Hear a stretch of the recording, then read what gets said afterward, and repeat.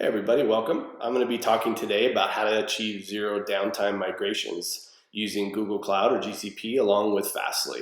My name is Sean Leach. I'm the Chief Product Officer here at Fastly, and I think it'll be a pretty interesting conversation.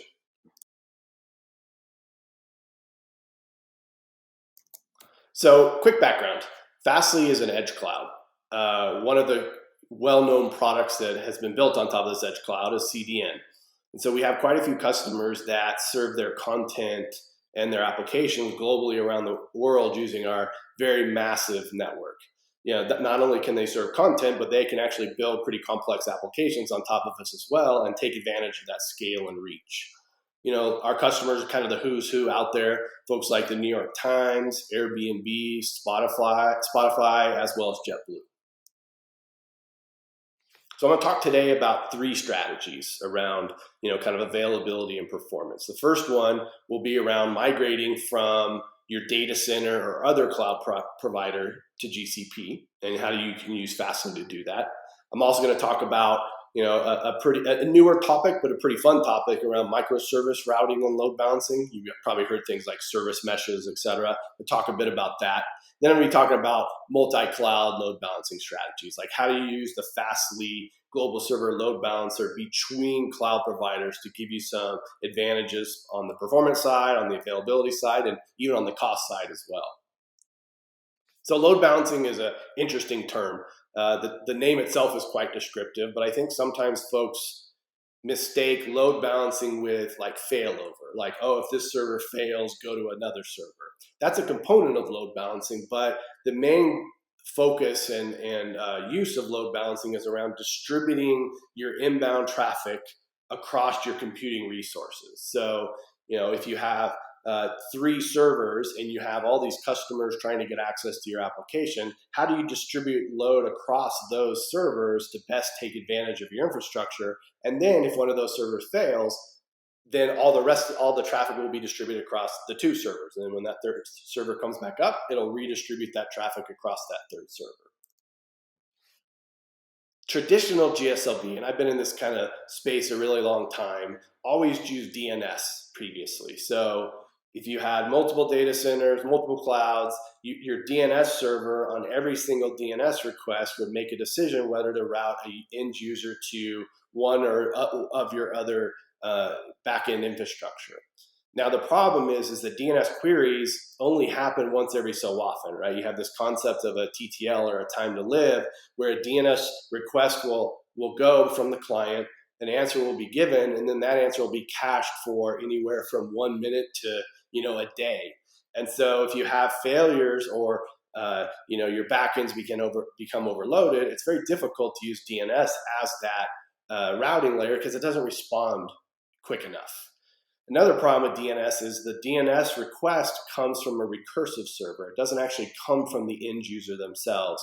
And a lot of times if you're using like Google's DNS or Cloudflare DNS or one of these big kind of Anycast recursive DNS farms, your queries are lumped in with a whole bunch of other people's queries. And so not only are you not able to kind of do load balancing on a specific end user level, you aren't able to use properties of the end user as opposed to the end DNS server to make decisions. And I'll talk about that in a second. So Fastly's GSLB is quite a bit different. We're what's called a layer 7 load balancer. And what we do is when you make an HTTP request to some resource that's behind Fastly's load balancer, we can make a decision both on every single request, because every HTTP request goes through us as opposed to DNS, which gets cached. But we also see the request come in from the end client itself. So we allow our customers to make really complex load balancing decisions based on the properties of the end client. So that could be a cookie value, it could be a particular header, it can be the geo where the end user is coming from, what ISP they're using. as well as you can take advantage of if the backend, for example, sets a particular cookie. Like let's say you're a bank and you log in and the bank sets a cookie that says this is one of our high profile customers. A layer 7 load balancer is able to use that information to make load balancing decisions. Maybe it'll send it to the bigger, compute farm, the faster compute farm as opposed to the slower compute farm. Again, I have no idea if they would do that, but that is a possibility. So let's talk a bit about cloud kind of microservice load balancing strategies. You really want it to be infrastructure agnostic, and then you want to have a unified approach, right? If you're using kind of multiple clouds and they're using different providers, it's nice to have a single source of all of your load balancing decisions and infrastructure. So I'm going to cover some of that in our demos today, but one of the beauties, and I'll talk a bit about this as well, around multi-cloud is the ability to take advantage of the strengths and avoid the weaknesses of different cloud providers. And so I'll talk a little bit about how you can use our load balancer to take advantage of that. So again, I talked a bit about the functionality that we provide, but the key points are content aware, right? We can look at where the URL the end user is going to, the properties of the end user, and we can make decisions based on that, whether it's a microservice or just a normal monolithic application. Infrastructure agnostic design, like we can kind of allow you to have a single place where you can configure your routing and your load balancing rules. You don't have to have like different rules for different cloud providers. It doesn't matter. As long as the backend speaks HTTP, you can use it. Immediate control and insights, like a big part of load balancing is understanding right away the health of your backends, how the load balancing is working in terms of what level of load it's sending to this server versus that server. With our system, we give you full and real-time access to all of the logs on every single hit to the load balancer, which allows you to build some really cool analytics and observability backends using, your favorite infrastructure or analytics provider. And then scalability. We're a massive, many tens of terabits a second, tons of locations around the world. We instantly scale up, so you don't have to worry about some of the cold start problems that you've gotten with other load balancing solutions, or having to buy a bunch of hardware and support it like you've done, for the past many years. So let's look into use case number one. You're in a data center, as a lot of you have been in the past, and now, as a lot of folks want to do in the future, you want to move to GCP. Like, we're huge fans of GCP. We use GCP for a lot of our control plane technology, and so we can definitely see why you would want to do this. So let's talk a bit about this. Why would you do it? I think it's pretty straightforward. You want to move to Google Cloud, take advantage of all the benefits of cloud, right? Scalability, analytics, control. And so, but what you want to do as you move to the cloud is you want to make it seamless to your end users, right? You don't want to redirect them to a different server so that they see the browser redirect. That can have a lot of problems when it comes to performance. You want to make it as seamless as possible to move all of your traffic from a data center provider to a cloud provider. And that's where a layer 7 load balancer really comes into its own, in that because you have a single DNS name that everybody sees, let's just use www.example.com. In the layer 7 load balancer, you can be having all your traffic to go to your primary data center. And then over time, whether you could do it via geo, you can do it based on customers that have opted in, you can send a percentage of your traffic to your new cloud infrastructure. And that way, your end users actually never see whether they're going to a data center or cloud. All they see is www.example.com, and behind the scenes, you're doing all the work to make it really easy and straightforward to move them over. And then if there's a problem and you want to move back to the data center, it's instant. You don't have to wait for DNS to propagate, which again can take like up to a day sometimes. So it's a really powerful way of doing it. And as a provider that's for developers, by developers, of course, we let everything that you do be programmable. Our entire UI, it only uses the API. Like we're an API first company. We allow you to use Terraform as well, if that's the solution that you like to use. But what you can see here is this is just a simple API call that allows you to change to create a pool that is one for GCP and then one for your data center. And then once it's activated, within a second or two globally, that change happens. So like you don't have to make a change and then wait for it to propagate for half an hour for that traffic to start moving. It's an instant change because of how quickly you can push config changes out. That was one of our earliest kind of competitive differentiators, was not only could you invalidate content instantly, which allowed people to put like real-time inventory behind us or like rapidly changing home pages, we also allowed you to push your config changes out within a second globally. That kind of changed the game on what you could do with a CDN or an edge cloud. So this is where you can create multiple load balancers based on different IP addresses. So you can do local load balancing as well, or things like service mesh, which I'll talk about in a bit. But it gives you kind of that full power. You can have different kind of data centers that you send your traffic between, but then you can actually have different load balancing algorithms between servers within those data centers, which is really powerful. And then because the original, like Fastly was originally based on a highly modified version of Varnish, which is one of the most popular caching pieces of open source software out there. We use a language called VCL to do your configuration. And so you can see here that you can do a random load balancer just by setting the backend, and you can fully program this. It's not like you only can use a UI to make your decisions. You have full programmatic access to configuring the load balancer. The classic example of some folks that have used this, there's probably the biggest radio provider out there. They had to quickly move out of their data center and into the cloud. Like their data center provider had basically said, you've got like a week. So using our load balancer, they didn't have to buy any new gear or anything. They just used our SaaS-based load balancer. They slowly were able to migrate that radio traffic from the data center into the cloud, and there was no visible artifact of that to their end users. Their end users had no idea that they had moved. It just got a lot faster all of a sudden.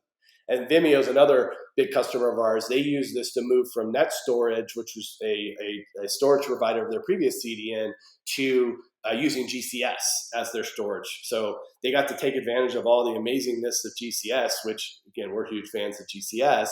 And then they were able to then move that traffic off of their old legacy system into GCS. And they used a really cool feature of ours as well, where we would actually check GCS first as part of the move.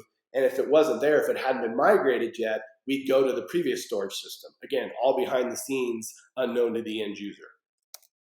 So let's talk about use case 2, microservices, right? It's kind of the new hotness, service mesh and microservices. And now I'm even hearing this thing called macro services. So the IT world is always changing, but it's always a lot of fun as well. Let's talk about like service-oriented architecture or microservices routing. So it's similar, if you think about it from a conceptual level, it's very similar to multi-cloud or multi-data center, but instead you have multi-services. And again, HTTP is kind of the language of the web. And so as long as everything speaks HTTP, it's really simple.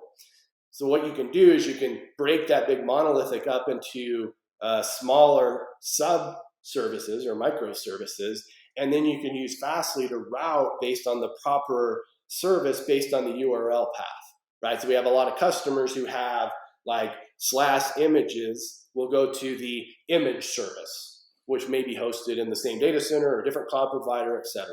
Then you may have a Kubernetes service that's running like your shopping cart application. So we can route anything that goes to /cart or /product to that particular app. And then you might have, a third-party integration with some, GraphQL API or something like that. So /API can go to a different service. And again, it's all done on every single request at the layer 7 level. And if any of those fails, we can instantly fail over to a backup provider. Gannett, who's like, one of the biggest publishers out there, they own USA Today and a ton of newspapers. They use Fastly to route to all their backend microservices. So, and the other beauty of Fastly, because we're 100% both real-time and API controlled, they can integrate all of this into their CI/CD workflow. So they don't have to have like all their testing and deployment pipeline using the CI/CD system, and then they're also their load balancer, their CDN service. Everything is fully programmable. So every change that they make, the test is done based on their cloud infrastructure and the configuration on Fastly in real time, so they know right away if something's going on. You look here, very similar API for the microservices side where you have an images service and you have a CMS service, and then you might have here's some example VCL as well. Well, where again, based on the URL, you can see /images right there. That would send to a different backend, which is the images server. And certain things we may have to like modify the request URL or like drain the post body. There's all sorts of like cool stuff you can do using the power of this system.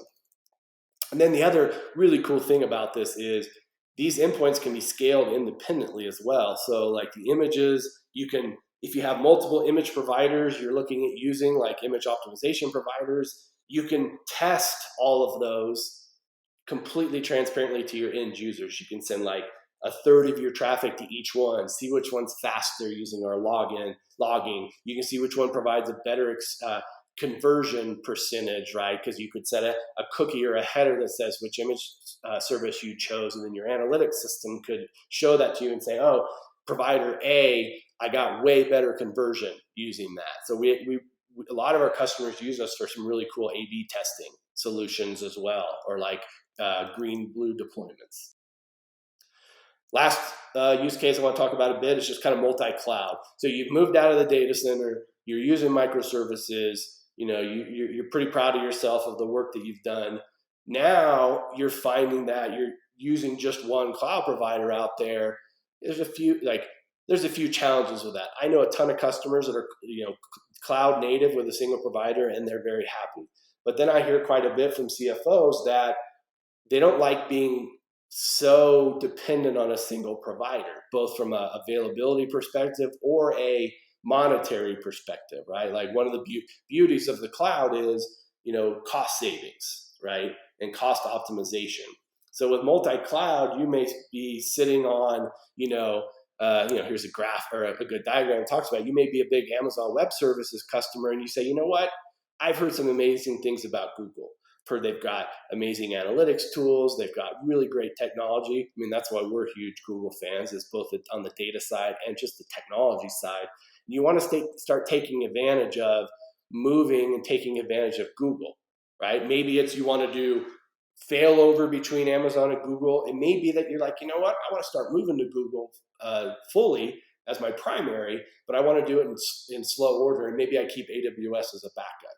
We have quite a few customers like Shazam and Taboola who have done very similar things where they want flexibility and options. And so with us, because of our load balancer, again, completely transparent to the end user, you can use multiple cloud providers and even take advantage of the strengths of each one.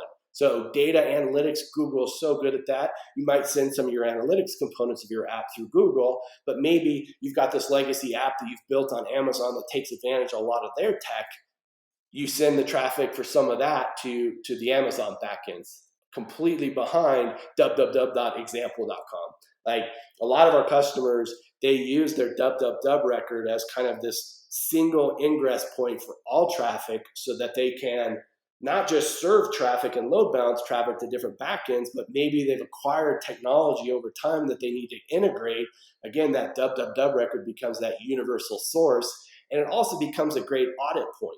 So they can tell where what all of their applications and APIs are by logging every hit to www and not allowing any traffic to anything but www.